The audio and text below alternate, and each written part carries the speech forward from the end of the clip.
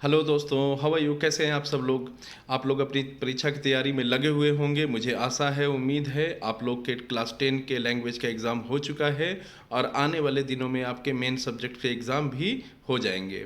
बच्चों, आज मैं आपके सामने आया हूँ ये बताने के लिए कि आपके एग्ज़ाम का एक बड़ा इम्पॉर्टेंट सा पहलू है, बड़ा इम्पॉर्टेंट सा टॉपिक है और वो टॉपिक है how to express your answer. क्योंकि आपके मेन सब्जेक्ट्स के एग्ज़ाम आने वाले हैं, खास करके जब आपका साइंस का एग्ज़ाम हो, आपके इंग्लिश का हो, एसएसटी का हो, हिंदी का हो, तो उसमें आपको इन बातों पे बहुत ध्यान रखना है जो बातें मैं आज आपको बताने जा रहा हूँ। क्योंकि इस टॉपिक पे बातें बहुत कम होती है। इस टॉपिक पे बच्चे हों, चाहे पेरेंट्स हों, चाहे टीचर्स हों, उस पे वो भी ज़्यादा ध्यान नहीं देते। नो डाउट कि पढ़ाई बहुत इम्पॉर्टेंट है, लेकिन एक अच्छे ढंग से अपनी बात को जिस तरीके से बोलना इम्पॉर्टेंट होता है, उसी तरीके से अच्छी तरीके से अपने आंसर को स्पेसिफाइड वर्ड लिमिट में एक्सप्रेस करना भी एक काबिलियत होती है, एक टैलेंट होता है। और अक्सर हाँ, हम लोगों ने एक चीज़ को नोटिस भी किया है, as a teacher, as a mentor, हम लोगों ने देखा भी है कि कुछ बच्चे जो बहुत टैलेंटेड होते हैं, जिनका एकेडमिक्स सारे बहुत अच्छा होता है, लेकिन वो एग्ज़ाम में अच्छा परफॉर्म नहीं कर पाते। लेकिन कुछ जो एवरेज अबव एवरेज बच्चे होते हैं, एग्ज़ाम में उनकी परफॉर्मेंस बहुत अच्छी होती है। फ़र्क केवल है how to write your answer, how to express your answers. ये एक बड़ा इम्पॉर्टेंट है और इसी बात पे मैं आज आपसे बात करने आया हूँ। चलिए बच्चों, तो जो आज मैं बातें आपको बताऊं, इसको ज़रूर आप नोट करें और अपने आंसर्स में इन बातों को ज़रूर आप शामिल करें। और मैं दावे के साथ कहता हूं, आपको प्रॉमिस करता हूं कि आपको इससे आपका आंसर लिखने का जो तरीका है, जो शैली है, वो और इम्प्रूव हो जाएगा और मार्क्स, नो डाउट आपके मार्क्स और भी ज़्यादा अच्छे आएंगे। सबसे पहली बात जो आपको ध्यान रखनी है अपने आंसर लिखने में, और वो है प्रॉपर स्पेसिंग। बच्चों, जब हम आंसर्स को आंसर शीट पे लिखते हैं तो हम लोग लेफ़्ट से राइट जब लिख रहे होते हैं तो हमारा लेफ़्ट और राइट में स्पेसिंग प्रॉपर होनी चाहिए, ताकि एक सिमेट्रिक में हमारा आंसर हो। जिस तरीके से हम कंप्यूटर में कोई भी लिखते हैं, हम लोग वर्ड में लिखते हैं कोई भी चीज़ को, फिर बाद में उसे हम लोग प्रॉपर सिमेट्रिक में बनाते हैं, उसी तरीके से आपके पास स्केल हो, स्केल का यूज करें, लेफ्ट में और राइट में प्रॉपर स्पेस दे दें। आप पहले ही एग्ज़ाम शुरू होने से पहले जब आपको कॉपी मिल जाती है, प्रॉपर स्पेसिंग दे दें हर पेज पे, ताकि आपका आंसर जो है सिमेट्रिक देखने में लगे। उससे जो चेकर होता है, कॉपी चेकर होता है, उस पर एक पॉजिटिव व्यू जाता है, एक पॉजिटिव सेंस जाता है कि ये बच्चा प्रॉपर ढंग से अपने आंसर को लिखा है।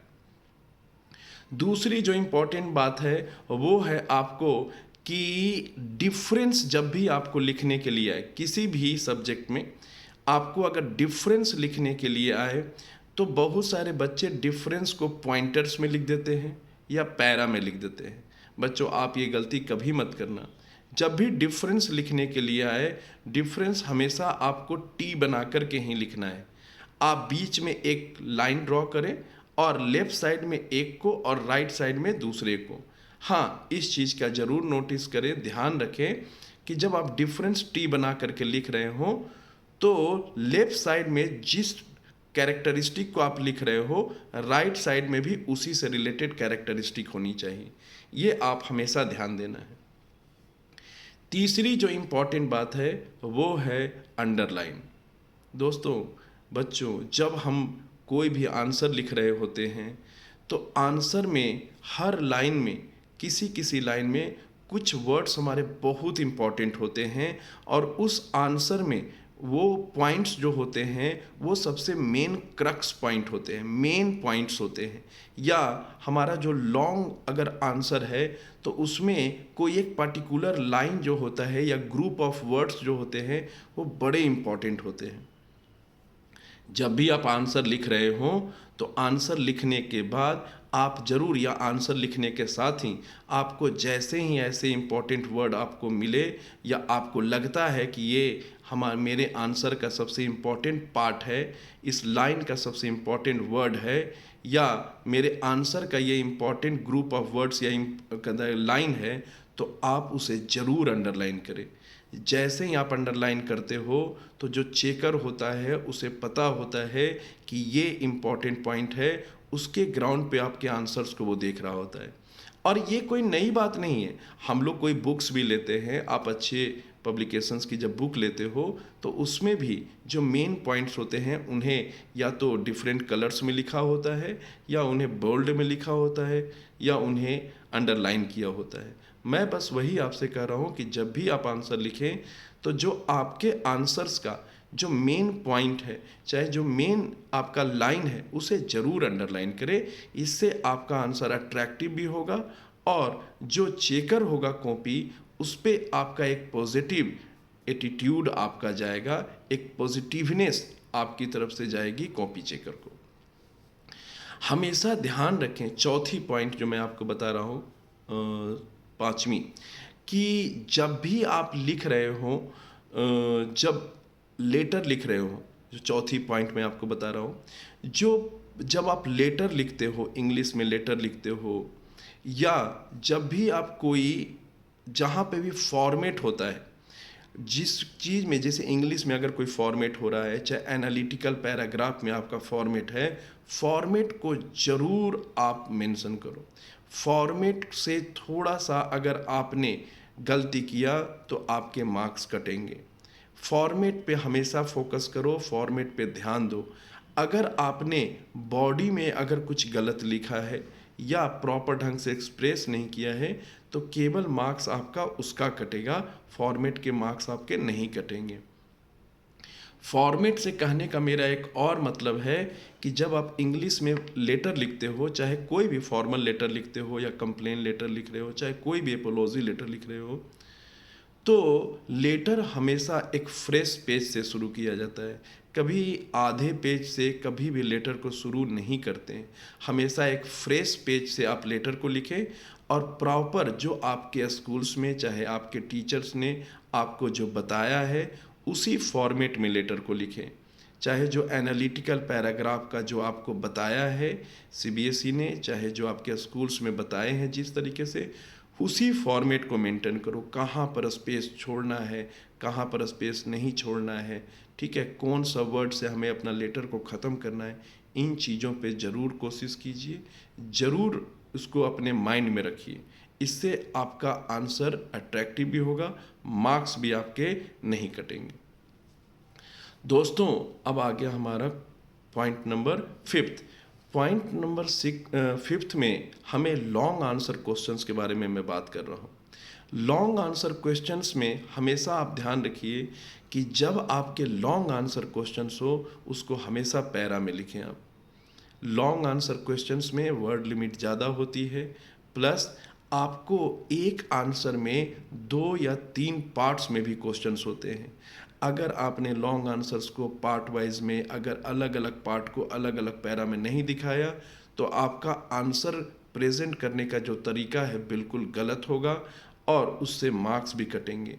तो अगर आप आंसर, लॉन्ग आंसर्स लिख रहे हो, चाहे एसएसटी हो चाहे इंग्लिश हो, पैरा बनाएं। हाँ, लॉन्ग आंसर्स में अगर पॉइंटर्स की ज़रूरत अगर हो तो वहाँ पर आप पॉइंटर्स को ज़रूर डालें, नहीं तो केवल पॉइंटर्स में आप आंसर्स, लॉन्ग आंसर्स को लिखने की गलती ना करें। आप इस चीज़ को हमेशा ध्यान रखना। 6 पॉइंट जो मैं आपको बता रहा हूँ कि बहुत सारे बच्चे जब आंसर लिख रहे होते हैं तो उन्हें ये बताया जाता है कि अपने आंसर में अगर आपने डेटा को लिख दिया तो हमारा आंसर बहुत ज़्यादा अट्रैक्टिव हो जाता है और रियलिस्टिक हो जाता है। नो डाउट दोस्तों, सही बात आपको बताई गई है, लेकिन इसमें एक पॉइंट मैं जोड़ना ज़रूर चाहता हूँ। आप डेटा को वहीं पर आप लिखें जिस डेटा के बारे में आप पूरी तरीके से श्योर हो, जो डेटा आपको पूरे तरीके से याद हो। गलत डेटा को लिखना, गलत तरीके से डेटा को रिप्रेजेंट करना, वो हमेशा निगेटिव की ओर जाता है और इससे मार्क्स भी कटेंगे। तो मेरा आपसे एक निवेदन है कि आप अगर अपने आंसर में डेटा को लिख रहे हैं तो पूरी तरीके से श्योर हो, और पूरी तरीके से अगर आप श्योर हैं और अगर डेटा को लिख रहे हैं तो रियली आपका आंसर बहुत रियलिस्टिक हो जाता है और बहुत ही अच्छा हो जाता है। तो इस चीज़ का थोड़ा सा फोकस रखें। हमेशा पॉइंट नंबर 7 में जब भी आप आंसर लिखने की शुरुआत कर रहे हो, तो आप आंसर शीट में आंसर लिखने से पहले आप पूरे क्वेश्चन को थोरली आप जरूर 5 मिनट 7 मिनट टाइम दे करके पूरे क्वेश्चंस को ध्यान से पढ़ें। एक बार नहीं, 2 बार पढ़ें। क्यों? उसके पीछे रीज़न है, क्योंकि कुछ क्वेश्चंस में आपको ऑप्शंस भी दिए जाते हैं, आपको चॉइस दिया जाएगा।